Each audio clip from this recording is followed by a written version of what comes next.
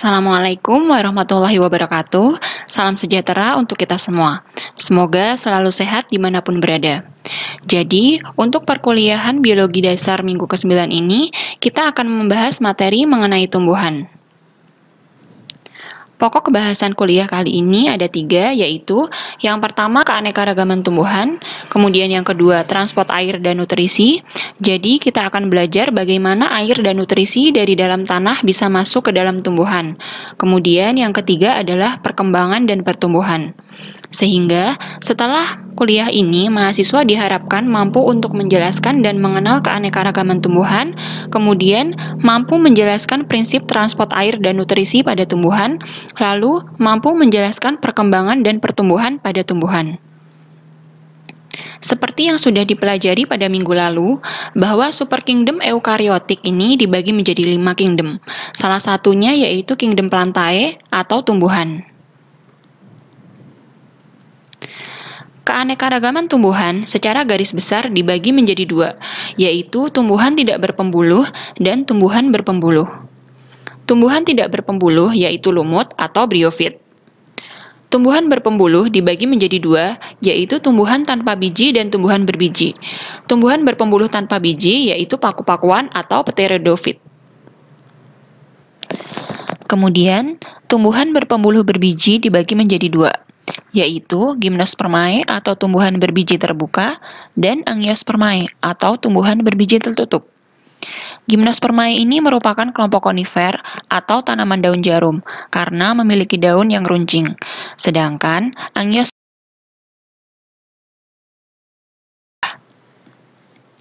Selanjutnya kita akan bahas satu persatu. Yang pertama yaitu tumbuhan tidak berpembuluh. Tumbuhan tidak berpembuluh atau lumut memiliki karakteristik. Yang pertama, dia tidak memiliki jaringan pembuluh atau disebut juga dengan non-vaskular. Kemudian, dia tidak memiliki akar, batang, dan daun sejati. Jadi, ketika kalian melihat lumut, kemudian menemukan struktur yang seperti akar, batang, dan daun, sebenarnya itu hanya akar, batang, dan daun semu. Artinya, bukan akar, batang, dan daun yang sebenarnya.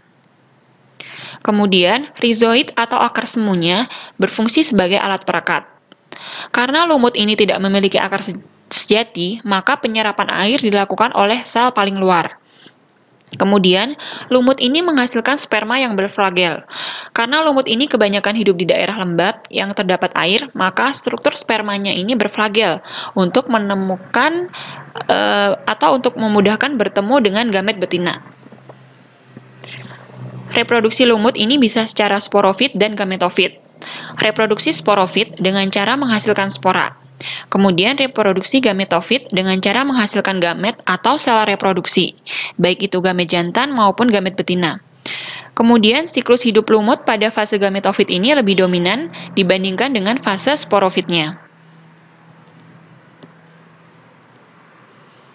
Keanekaragaman lumut atau briofit bisa kita bagi menjadi 3. Yang pertama yaitu lumut hati atau hepatophyta. Bisa dilihat di slide, fase gametofitnya ini berbentuk talus pipih dan berdaun, tetapi bukan daun sejati. Talus merupakan bagian tumbuhan yang tidak terdiferensiasi sebagai akar, batang, maupun daun. Fase sporofit berbentuk tangkai pendek dan kapsul bulat kecil. Yang kedua yaitu lumut tanduk atau Anthocerophyta. Bisa dilihat di slide, fase gametofitnya ini berbentuk diameter 1-2 cm, kemudian bentuknya pipih.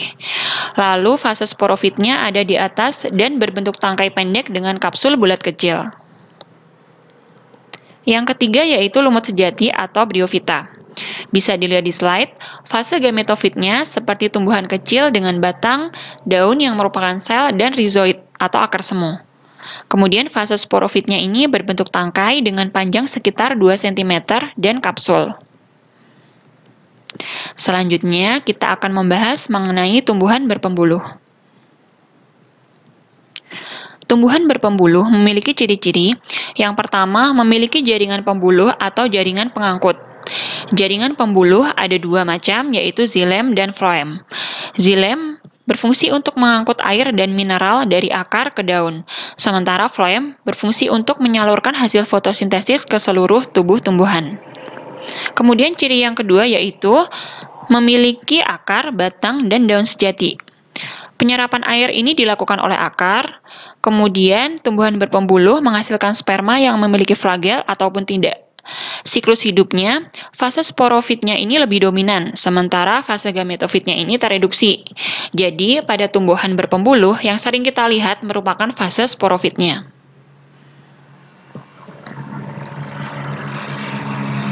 Seperti pada bagan di awal, bahwa tumbuhan berpembuluh dibagi menjadi dua, yaitu tumbuhan berpembuluh tanpa biji dan tumbuhan berpembuluh dengan biji. Yang pertama adalah tumbuhan berpembuluh tanpa biji atau paku-pakuan atau pteridofit. Paku-pakuan ini memiliki ciri-ciri, habitatnya ada di tanah, air, dan epifit atau menempel. Kemudian fase sporofitnya terdiri atas akar, batang, dan daun sejati. Fase gametofitnya, atau yang sering disebut dengan protalus, hidup bebas dalam bentuk sperma berflagel. Daun paku-pakuan terdiri atas dua jenis, yaitu mikrofil dan megafil. Daun megafil pada banyak spesies muncul dari batang yang tumbuh di permukaan tanah. Contoh paku-pakuan ini bisa dilihat di slide, ada paku tanah, paku air, dan paku epifit. Perhatikan fase sporofit dan gametofit pada paku-pakuan berikut. Paku-pakuan yang sering kita lihat ini merupakan fase sporofit. Kemudian, keanekaragaman tumbuhan paku bisa kita bagi menjadi dua, yaitu yang pertama adalah likofit. Likofit merupakan herba dengan daun mikrofil atau daun yang memiliki satu tulang daun, tidak bercabang. Herba adalah tumbuhan yang tidak berkayu dengan batang lunak atau berair. Genus dari likofit ini bisa dilihat di slide, yaitu ada Lycopodium atau paku kawat, Selaginella atau lumut paku, dan Isoesetes. Yang kedua yaitu Pteridophyta. Pteridophyta merupakan herba dengan daun megafil atau daun yang memiliki lebih dari satu tulang daun dan umumnya bercabang. Genusnya ini meliputi semua paku selain tadi Lycophyta. Contohnya bisa dilihat pada slide, yaitu ada Pakis nona, Equisetum atau paku ekor kuda, dan Psilotum.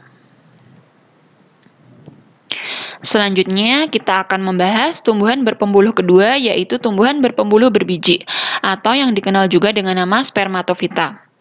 Spermatofita mencakup 90% dari 290.000 jenis tumbuhan.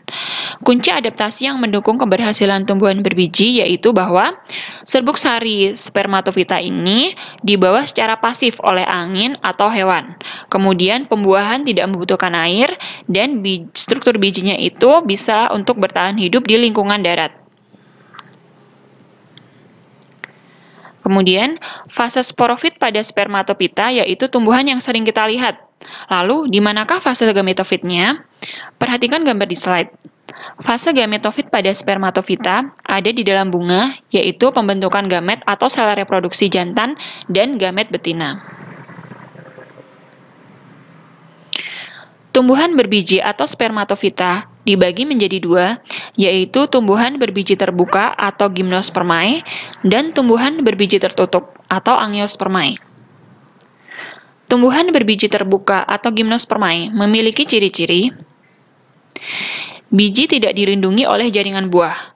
Contoh gymnospermae yaitu pinus. Biji pinus tidak dilindungi oleh jaringan buah. Kita bandingkan dengan apel yang merupakan angiospermae. Biji apel dilindungi oleh jaringan buah. Kemudian ciri yang kedua, perawakan pohon dan perdu. Perdu adalah tumbuhan berkayu, banyak cabang dengan tinggi kurang dari 6 meter. Sedangkan pohon yaitu tumbuhan berkayu yang memiliki satu batang utama. Ciri gymnospermae yang selanjutnya yaitu akar tunggang. Kemudian terdapat pertumbuhan sekunder. Pertumbuhan sekunder ini terjadi akibat adanya aktivitas di dalam jaringan kambium yang membentuk xilem dan floem sekunder. Struktur reproduksi ada di dalam runjung yang merupakan kumpulan sporofil yang tersusun spiral. Runjung ini nama lainnya adalah strobilus dan kerucut. Sporofil merupakan daun yang berfungsi untuk menghasilkan spora. Kemudian ciri gymnospermae yang selanjutnya adalah serbuk sarinya banyak dan ringan. Contoh gymnospermae itu ada Gnetum, Sikat, kemudian Ginkgo biloba, dan Conifer. Keanekaragaman Gymnospermae dibagi menjadi 4, yaitu Genetophyta, Cyathophyta, Ginkgophyta, dan Coniferophyta. Kita bahas satu persatu. Yang pertama adalah Genetophyta. Genetophyta ini memiliki habitus pohon, kemudian memiliki daun tunggal dan pertulangan yang menyirip. Contoh dari Genetophyta itu adalah Genetum genemon atau yang kita kenal dengan nama melinjo. Kemudian yang kedua adalah Cicadophyta. Ciri dari Cicadophyta itu adalah perawakannya seperti palem, kemudian memiliki daun majemuk yang menyirip, dan dia termasuk dioecious atau berumah dua, yang artinya adalah benang sari dan putih pada dua tanaman yang berbeda. Kemudian runjung atau kerucutnya itu besar, kemudian dia termasuk ke dalam terminal, artinya tunasnya itu tumbuh di ujung atas. Contoh dari Cicadophyta itu adalah Cycas rumpi atau yang kita kenal dengan nama pakis haji. Selanjutnya adalah Ginkgophyta. Ginkgophyta ini memiliki habitus pohon dengan daun seperti kipas. Contohnya adalah Ginkgo biloba. Kemudian yang keempat adalah Coniferophyta. Coniferophyta ini habitusnya adalah pohon dengan saluran damar atau saluran getah. Memiliki daun tunggal, lanset seperti jarum. Contohnya adalah tanaman pinus. Selanjutnya yaitu tumbuhan berbiji tertutup atau Angiospermae. Ciri-ciri dari Angiospermae adalah perawakannya herba, semak, dan pohon. Herba yaitu tumbuhan tidak berkayu dengan batang lunak atau berair, semak yaitu tumbuhan berkayu yang memiliki banyak ranting. Sementara pohon yaitu tumbuhan berkayu yang memiliki satu batang utama. Habitatnya ada di dalam tanah, habitatnya ada di atas tanah, air, epifit, parasit, maupun saprofit.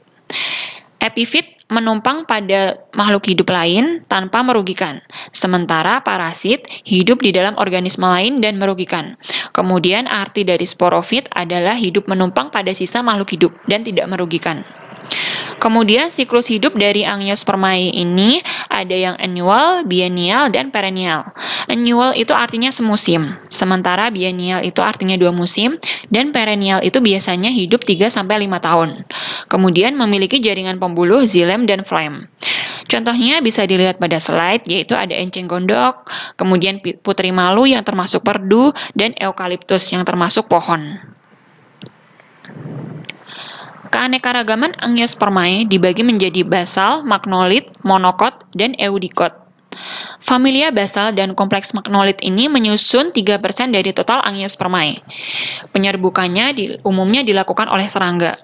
Kemudian memiliki bunga simetri radial, kemudian bunganya itu adalah sempurna atau memiliki putik dan benang sari, kemudian bagian bunganya itu tersusun spiral, bebas, kemudian biji buahnya besar, endosperm. Endosperm ini penyedia makanan bagi embrio, endospermnya itu banyak, embrio kecil, dan memiliki 2 kotiledon. Contoh dari familia basal itu adalah Nymphaea atau yang kita kenal dengan teratai. Kemudian contoh dari kompleks magnolit adalah Magnolia grandiflora atau yang kita kenal dengan nama cempaka. Berikut merupakan perbedaan tumbuhan berbiji tertutup atau Gymnospermae dan tumbuhan berbiji terbuka atau Angiospermae. Gymnospermae, contohnya adalah pinus, itu bakal bijinya tumbuh di permukaan daun buah. Sementara kalau Angiospermae, contohnya itu adalah tomat, apel, kemudian ciplukan, itu bakal bijinya dilindungi oleh daging buah. Kemudian, bentuk adaptasi penyebaran berbiji dibagi menjadi 4. Yang pertama yaitu penyebaran oleh angin atau anemokori.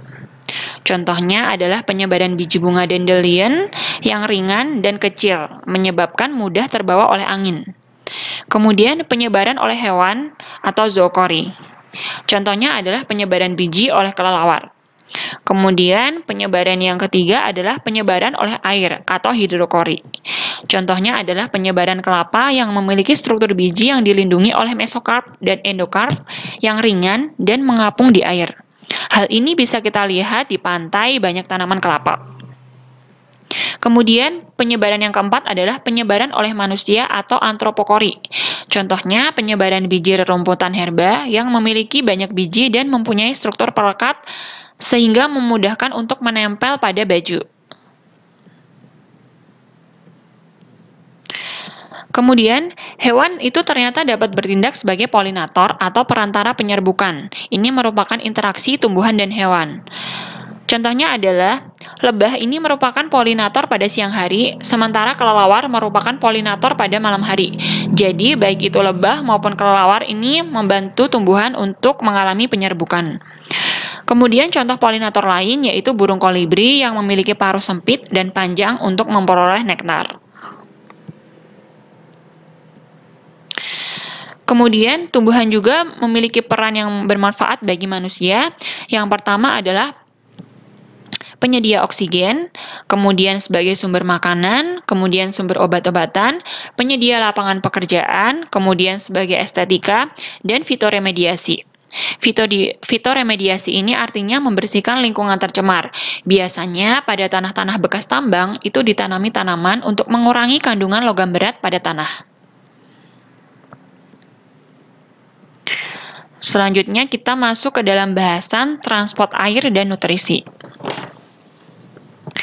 Seperti kita tahu bahwa air dan nutrisi pada tanaman ini kebanyakan diperoleh dari dalam tanah. Sekarang kita akan mempelajari bagaimana air dan nutrisi dari dalam tanah ini bisa masuk ke dalam tumbuhan. Nutrisi tumbuhan itu berasal dari air, tanah, dan udara. Nutrisi yang dibutuhkan oleh tumbuhan misalkan CO2 dan H2O untuk fotosintesis. Kemudian nitrogen dan magnesium ini sebagai komponen penyusun klorofil. Kemudian fosfor merupakan komponen asam nukleat, fosfolipid, dan ATP atau adenosin trifosfat.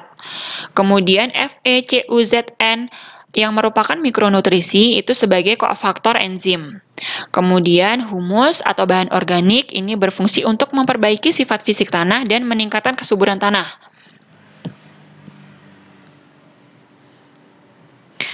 Kemudian, nutrisi pada umumnya ini merupakan ion terlarut dalam air yang disebut dengan solut. Membran plasma sel atau membran sel akar ini mengontrol pengambilan solut tersebut. Lalu, bagaimana air dan nutrisi diambil dari dalam tanah? Air dan solut ini masuk ke epidermis maupun rambut akar secara ekstraseluler dan intraseluler. Jadi air maupun solut yang berupa nutrisi tadi masuk ke dalam epidermis maupun rambut akar masuk secara ekstraseluler maupun intraseluler. Urutannya yaitu epidermis, korteks, endodermis, lalu xilem. Maksud dari ekstraseluler berarti melalui dinding sel, berhenti di pita Kaspari, atau garis warna pink pada gambar.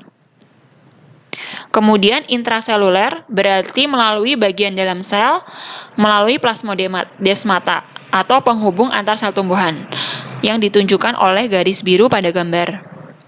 Pita Kaspari pada endodermis memaksa air dan solut masuk ke dalam sel. Pita Kaspari ini menghalangi lewatnya cairan yang berasal dari tanah agar tidak menuju dinding sel sehingga cairan mengalir ke sitoplasma. Rambut akar itu berfungsi untuk meningkatkan efisiensi absorpsi atau penyerapan.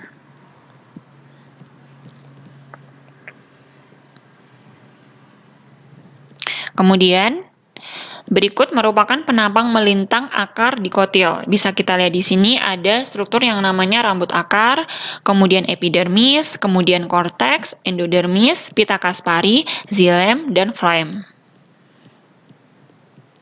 Berikut merupakan mekanisme pengangkutan air dan solut dari dalam tanah. Jadi, tekanan pada akar ini akan menekan cairan pada xilem. Kemudian transpirasi atau penguapan air melalui stomata menarik cairan ke atas melalui kohesi dan adesi. Kohesi ini merupakan ikatan antar molekul air. Kemudian adesi merupakan ikatan air dengan dinding sel yang melawan gaya gravitasi sehingga air di dalam tanaman tidak akan jatuh ke bawah. Kemudian selanjutnya kita masuk ke dalam bahasan pertumbuhan dan perkembangan. Pertumbuhan itu bersifat irreversibel atau tidak dapat kembali ke bentuk semula. Sementara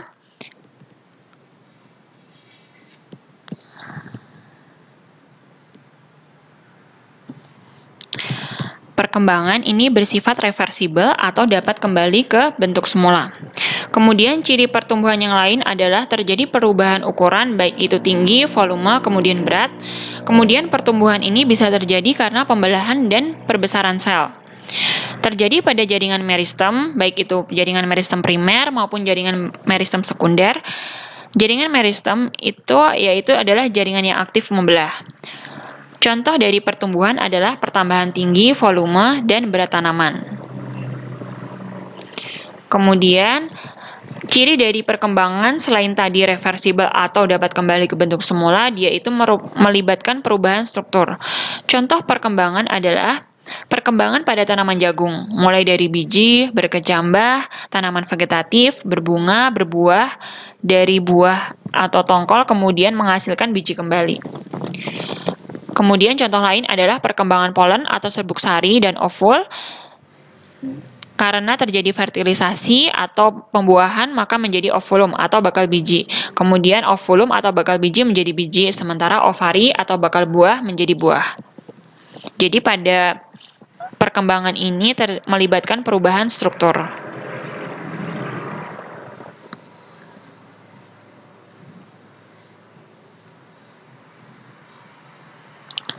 Kemudian, pertumbuhan pada tanaman terdiri atas dua macam, yaitu pertumbuhan primer dan pertumbuhan sekunder.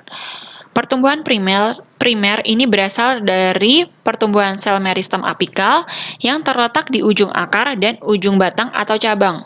Pertumbuhan sel meristem apikal ini menyebabkan akar dan batang bertambah panjang. Kemudian, pertumbuhan sekunder berasal dari aktivitas kambium pembuluh atau vaskular dan kambium gabus.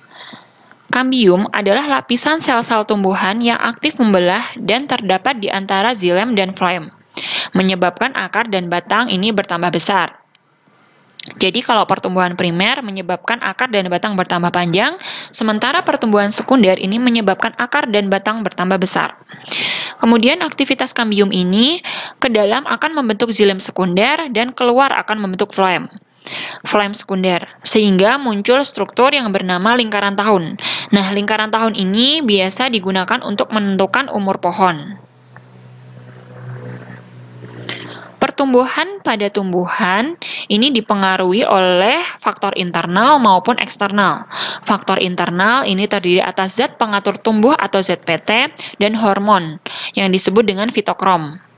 Faktor eksternal yaitu suhu, cahaya, gravitasi, kemudian panjang hari. Perbedaan hormon dan zat pengatur tumbuh, bahwa hormon ini dihasilkan alami oleh tumbuhan, sementara ZPT atau zat pengatur tumbuh dihasilkan secara buatan oleh manusia, menyerupai hormon. Contoh hormon adalah hormon auksin, kemudian ZPT-nya itu namanya adalah asam naftalen asetat atau NAA. Hormon ini bekerja kompleks pada tingkat seluler, kemudian mempengaruhi pembelahan, pemanjangan, dan diferensiasi sel. Pengaruhnya bergantung tempat dan konsentrasi. 5 kelompok hormon, yaitu ada auksin, kemudian sitokinin, giberelin, asam absisat, dan etilen.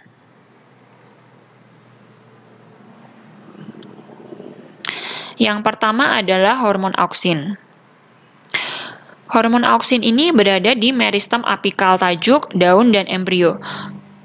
Seperti yang sudah tadi dijelaskan bahwa jaringan meristem adalah jaringan yang sel-selnya itu tetap aktif membelah.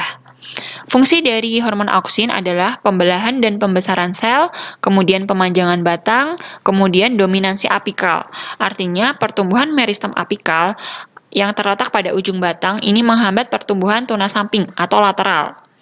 Kemudian fototropisme, geotropisme. Contoh auksin sintetis adalah herbisida 2,4-D yang merupakan auksin sintetis untuk membunuh rumput. Bisa diperhatikan di gambar, auksin menyebabkan pertumbuhan tanaman kacang polong menjadi panjang. Kemudian hormon yang kedua yaitu sitokinin. Sitokinin ini ada di akar, embrio, dan buah dan didistribusikan ke seluruh bagian tubuh. Fungsi dari sitokinin ini adalah pembelahan sel, kemudian perkecambahan dan pembungaan, lalu penundaan aging atau penuaan. Sitokinin dari akar ini menyeimbangkan pengaruh auksin dari tunas apikal dengan cara mengaktifkan tunas lateral membentuk cabang. Jadi tunas apikal adalah tunas yang ada di ujung batang, sementara tunas lateral adalah tunas samping. Nah, adanya sitokinin ini menyebabkan tumbuhan itu bercabang. Kemudian hormon yang selanjutnya adalah hormon giberelin. Hormon giberelin ini berfungsi untuk merangsang pemanjangan dan pembelahan sel. Lalu, hormon giberelin bersama auksin ini mempengaruhi pembentukan buah. Penyemprotan giberelin dan auksin ini menyebabkan pembentukan buah apel dan terong tanpa pembuahan atau fertilisasi, yang juga disebut dengan partenokarpi. Gejala partenokarpi ini menunjukkan bahwa pembuahan bukan satu-satunya pemicu pembentukan buah. Jadi, partenokarpi ini menunjukkan bahwa pembuahan itu bukan satu-satunya pemicu pembentukan buah. Bunga akan secara alami memproduksi hormon tumbuhan yang diperlukan untuk mengawali proses pembentukan buah tanpa terjadi pembuahan. Giberelin dari embrio ini berperan dalam perkecambahan biji. Bisa dilihat di slide, buah yang disemprot dengan giberelin lebih besar dibandingkan dengan buah yang tidak disemprot oleh giberelin. Kemudian hormon yang selanjutnya adalah hormon absisat atau ABA atau abscisic acid hormone. ABA ini berfungsi untuk menghambat perkecambahan biji. Kemudian rasio ABA dengan giberelin ini dapat menentukan perkecambahan biji. Lalu, ABA juga berfungsi untuk mempertahankan biji tetap dorman, yaitu biji akan berkecambah bila ABA ini inaktif atau tercuci. ABA juga dikenal sebagai hormon stres. Kemudian, ABA dapat menyebabkan stomata tertutup sehingga mengurangi dehidrasi dan transpirasi. Bisa kita lihat di slide. Bunga tumbuh dari benih yang mengalami perkecambahan setelah hujan badai di Mojave Desert. Hal ini dikarenakan rasio ABA dan giberelin di dalam tumbuhan sangat tinggi. Jadi, ketika hujan badai, kadar hormon ABA yang tinggi mempertahankan benih bunga tetap dorman. Hujan badai ini menyebabkan ABA pada biji tercuci atau inaktif oleh air hujan sehingga pengaruh ABA terhadap dormansi biji menurun. Akibatnya, biji bunga berkecambah.